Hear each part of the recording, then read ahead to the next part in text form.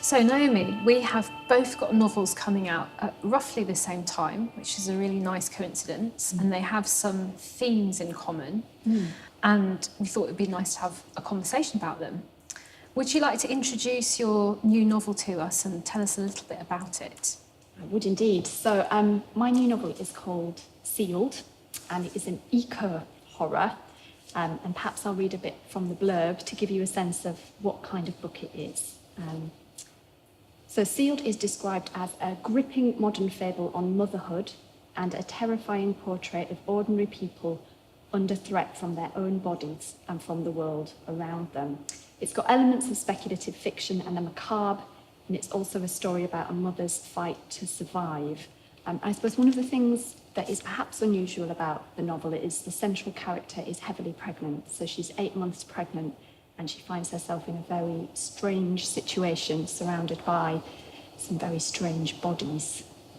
So hopefully that's enough of a snippet to give you a sense of the novel.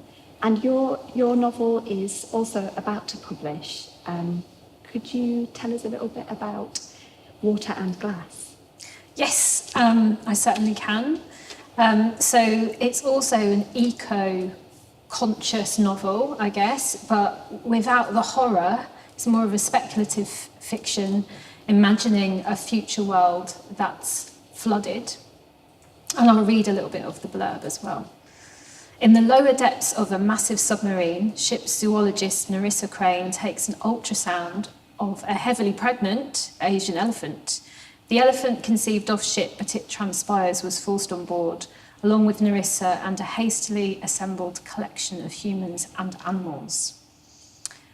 Narissa is calm and solitary in her work and in navigating the trauma of her husband's presumed death in the floods. But when one of her animal charges escapes, she's reluctantly forced to enter the ship's thrown together communal world, where she uncovers a shocking conspiracy that causes her to question who and what she is. So I begin with a pregnancy too, but it's an elephant rather than a human. An even longer gestation. Yes, I think it can be 2 years. Awful. Awful.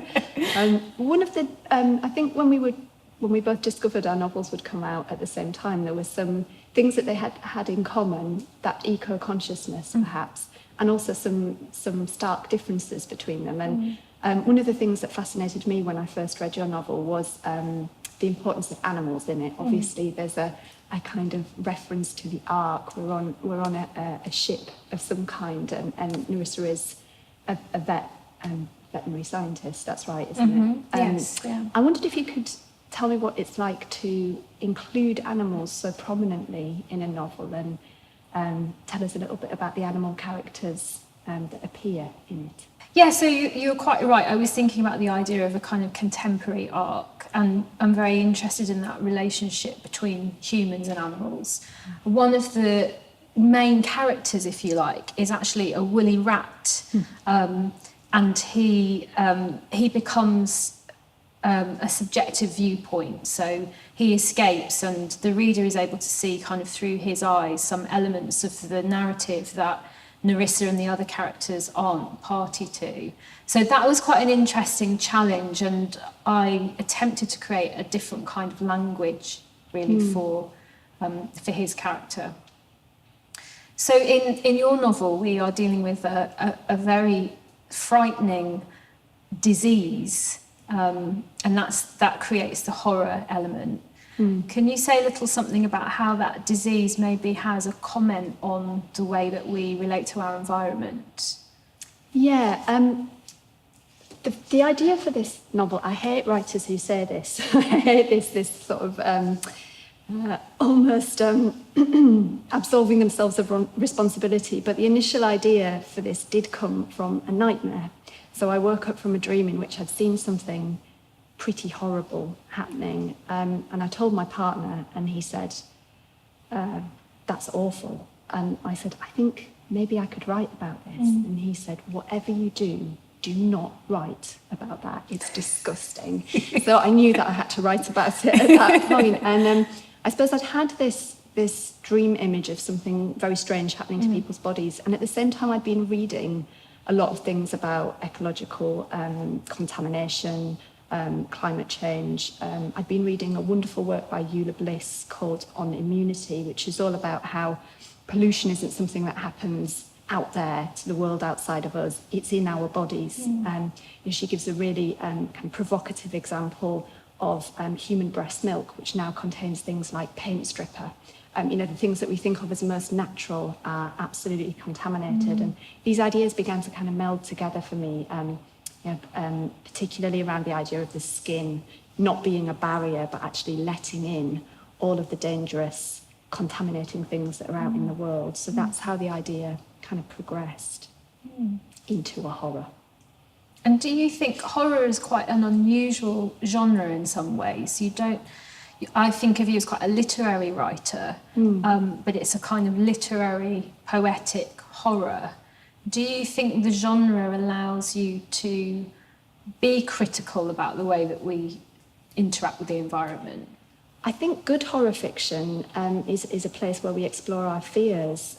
So I think at the minute, horror fiction is just a really interesting genre to explore some of our fears about what's happening in the world around us. Amitav Ghosh wrote a wonderful work last year on climate change and fiction, and he did say that literary fiction has failed to deal with climate change, and that perhaps in genre fiction, particularly speculative fiction and horror fiction, these slightly more uncouth or less realist genres, we might be able to explore more successfully what the things we should be feeling frightened about in the world. And then the big question that Eula Bliss asks is, what do we do with our fear?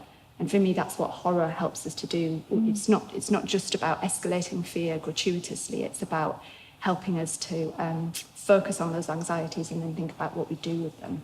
I think we both had really great experiences publishing previous works with independent presses. So, Abby, you're really well known for your wonderful poetry collections. And I think we now have approached our novels through quite different publication processes. So I wonder, maybe it's worth us reflecting on how that process has worked for both of us. And could you say something about moving from writing poetry into writing fiction? Was that a very different process for you? Yeah, it did feel a little bit different. I think in terms of being a writer, my approach to poetry and fiction is not hugely different. Like you, I might take an idea and explore it, and if it feels like it wants to be a story or a poem, that's what it becomes. But in terms of being published, poets don't tend to work through literary agents. So for the novel, I had to find a literary agent and get them to work with me to develop it, and then they in turn had to find a publisher. So it's quite a long process, and it's a slightly different process. And the publisher that we found, they are quite unusual as well. They're a small new press called Cloud Lodge Books, and they're very interested in representing underrepresented groups of writers. So people who have more ethnic diversity, women writers, gay writers, for example, that's all sort of part of their MO, and they want to take a few more risks with the sorts of fiction that they publish. So this novel's not necessarily terribly commercial because it has this sort of blend of the more poetic writing, but it's a sort of sci-fi, so it's a genre piece, but it's not written in that way. In a sense, the prose style is more poetic. But they were very keen on representing it and taking a risk. So it's been a very positive experience from, the cover design and thinking about the marketing and the promotion and all these things.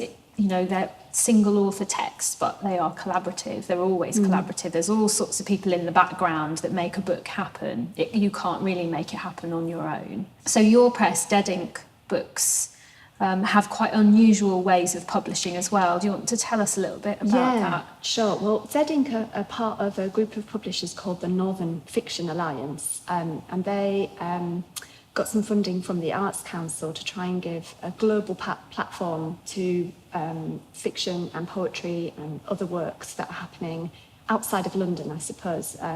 They're also keen in kind of broadening where where we get our stories from. And we all know there's been a bit of a preponderance of a certain kind of story from a certain kind of writer. So Dead Ink works with other publishers to try and find unusual voices in unusual places. And one of the ways that they fund this is through pre-orders. So they crowdfund the initial costs of the commercial print run, which is a kind of allows them to be nimble, allows them to take risks because they're able to fund some of that up front. So it's quite a different process to commercial publishing, where there's been a lot of risk initially. And I think a growing number of publishers are experimenting with that to allow them to produce the kind of work that they want to produce. So it's very exciting to be working with them. What sort of advice would you give for budding writers? We know that it's very competitive out there. You can get lots of rejections. There's a lot of mystique around the publishing world. Are there any particular things that you've learned along the way where you think, I wish I'd known that when I'd started? I think you just have to keep going is one thing.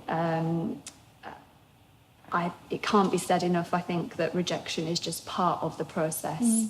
The difficult thing, I think, is working out which bits of feedback are useful and which bits kind of just spur you to keep on going. So I think there's a process of learning that and taking feedback on the chin and then learning from it and keeping on going. I think someone recently published on their blog a CV of failures, and even the most successful writers have an enormous back catalogue of discarded manuscripts and things that didn't sell. So keep going would be my advice. Yeah. How about you? I would say be yourself and don't worry if your ideas are a little bit wacky and crazy or they seem that way to you, because there will, if those things are well executed and you work hard on them, there will be somebody who wants to publish it and there will be an audience for it. And sometimes it's just about timing, actually. With this book, it took a long time to get it published, but it feels as though it's now the right time for this kind of thing. People are beginning to be interested in this kind of thing in a way that they weren't 5 years ago when I started writing it. So kind of have faith that your ideas will appeal. And as you say, keep going. It's not a short-term thing, it's quite a long-term process.